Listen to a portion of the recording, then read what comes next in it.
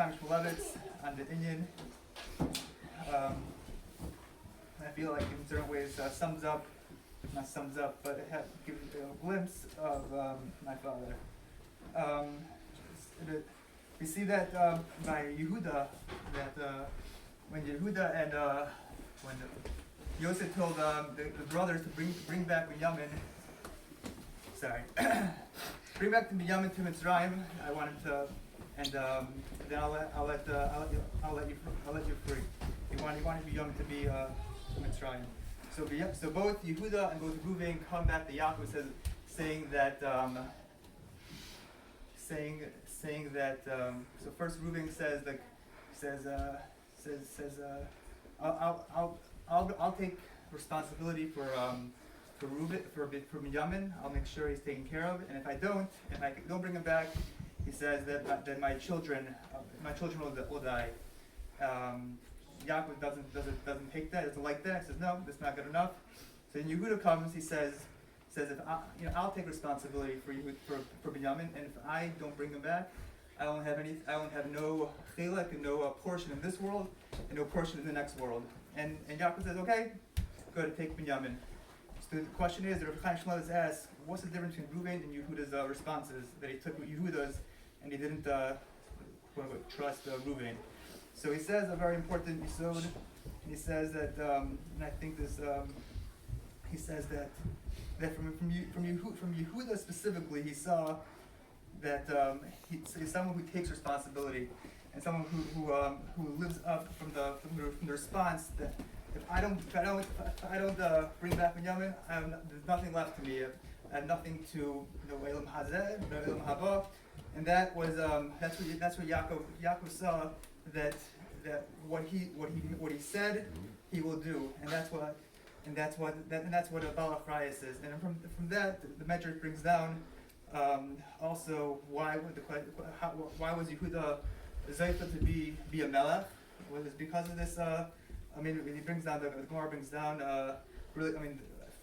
For a different reason, but for the same I guess sherish that he was the story of Yehuda and Tamar, and then we see that Tamar was sentenced to Misa, and Yehuda said, no, it was my Misa with Tamar, and he was Maida, and that it was with him, and so he pretty much took a frias for an act that he did, and he didn't let down. This is something that I did, and I'm taking with no busha. I'm taking a frias for the action that I did, and that's what Yehuda was. He was someone with Baal Achrayus, and the biggest attribute for a king, for a melech, is achrayus, and that's why he was zeicha to melucha. And just from that, when I heard it, when I looked at it, I saw that's my father. My father, he took care of us. Thousands of stories for each of us, for the kids, the community.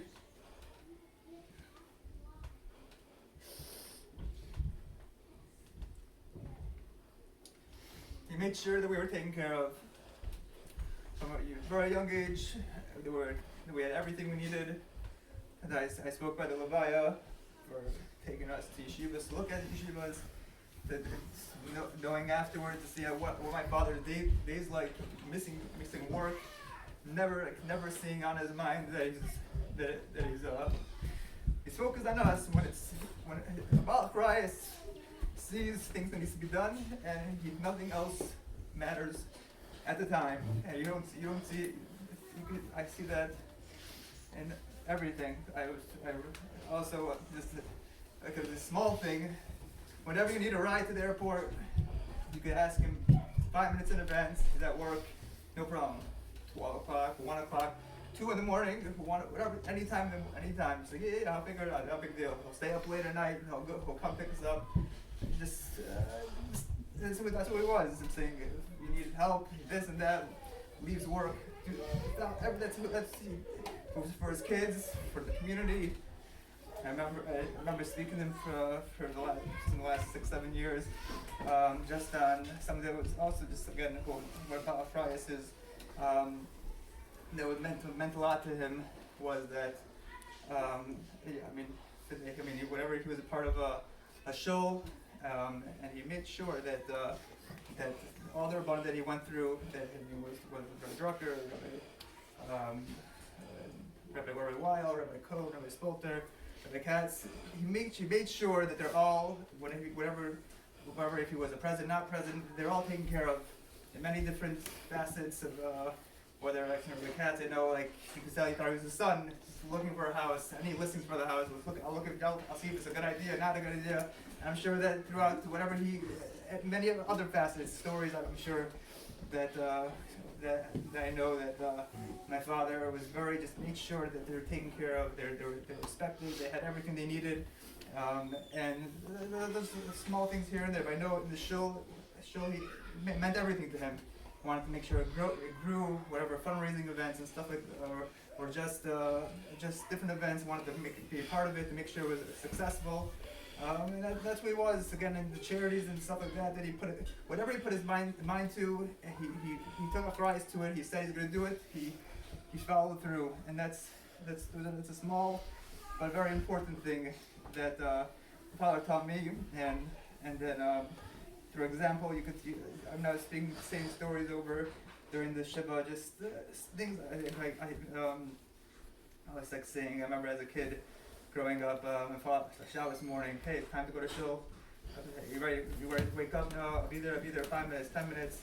He goes to shul, I'm late to shul, doesn't say anything. I mean, shit has happened for many years, probably. And whatever, but at the end of the day, like, now looking back, is that it's such a big impression that, one, it's the highest to be at shul on time, make sure they had the minyan they needed, and they had everything they needed. But just looking back, it's just like that powerful statement that there's a time to be somewhere. Meaning, one, HaKadosh Baruch Hu gave us our life, and therefore we have to be there. Is to give Haidah and Shabbat Haidah to HaKadosh Baruch Hu. So that's a reason enough that we got to be there in time, be there. I remember also, I don't remember when it was, but I remember I was for also a shiur, whether it's, I don't know which one of the Rabbanim were giving. It was like very snowy, and he knew, I think he thought also that is a time that, I don't know, people are going to show up, like, and I don't know if I'm interested in the sheer topic or doesn't that, but I'm going to go because I'm not sure how many people are going to show up. I would make sure that there's at least someone there. There's someone who's always thinking of others, and someone who he took responsibility for that, to make sure that someone's going to be there for the shear. And that should be a small glimpse, and it should be just something that we could take out, something that we could take that midah of my father and use it. It should be a zechus with neshama, and it should only his neshama should only get many zechusim for all that he gave to us. He gave all me and my siblings, the kalim with my mother, to do so many great things, and we should only continue to give him these zechusim. Amen. Amen. So I wanted to be last. Well, actually, I didn't want to. I was supposed to be second, but I didn't think I was crying too much. So, but ultimately, they always say in public speaking, you want to be first, so you can either get it over with, or you can be last and you make the impression. I wanted to be last mostly because, I get to keep it short. They said everything that I wanted to say, so I don't really have to say a lot. I'll try to get through this. Different than my dad, different than Sruli even, Sruli took the time at work to write something down. To me, I was just like, there's so much internally to talk about, I think I was limiting myself by putting it on paper. Really, the things that I remember, actually like standing here right now, I have vivid memories, and actually like there's pictures of, probably when I was in first, second, third grade, learning Chumash with my dad, and it was work. My dad could hardly read Hebrew. My Hebrew was better than his. He's supposed to be teaching me, I'm teaching him, but we got it through there. We got it together. We put in the work. And that's, to me, is really the theme. See, we learn Mishnayos, as a zechut for my father, and, Rabbi Katz, very well spoke at the Levaya, and also Dave. regarding my dad's want to sit and learn Shas. That was new to me. It wasn't something that I was aware of. It's not something that he talked to me about. But that's, the memories that I have of my father. I do have memories just like Sruli, wake up and I get there at Elena, I'll be like, hey, I showed up. It was great, Kiddush time. So, we didn't have that many Kiddushes that, often, but like ultimately is like, he was happy I showed up. But, like to me it's like my dad put in the work. He, from the moment when we were sitting here learning Chumash to where he was when he passed, there was a lot of work that was put in. Work, regarding his Yiddishkeit, and just work regarding providing for his family, showing up for his friends, and like everybody else said, like to the community. But we use the word work because he actively put in work to create, whether it be, a happy household, to create income, but he put in work to help the shul or to help his friends. But my dad never looked at it as work.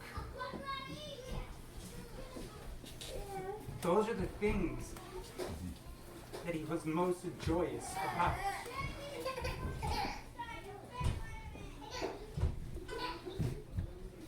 The things that, like Sruli said, like Aaron said, was like, would never bat an eyelash on how he could help, when he could help, what can he do. And it wasn't just for us, it was for anybody. And those are the messages that are consistent in my mind. It was the kindness, it was the action, the willingness to go above and beyond. A handful of conversations that I had with him, and it's actually a consistent theme throughout my life and with the people, around me. It was, I will help. I want to help. If I have the ability to help, doesn't matter in what, I will do. He's like, I hope in return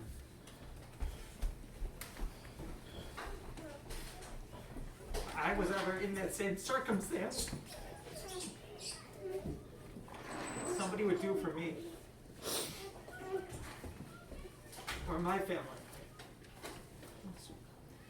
And thankfully, he's been able to do so much and not have to ask for much help. I know there's definitely times where he has, and people showed up. Steve, you showed up. Barry, you showed up. Rabbi, you showed up. Neighbors, they showed up.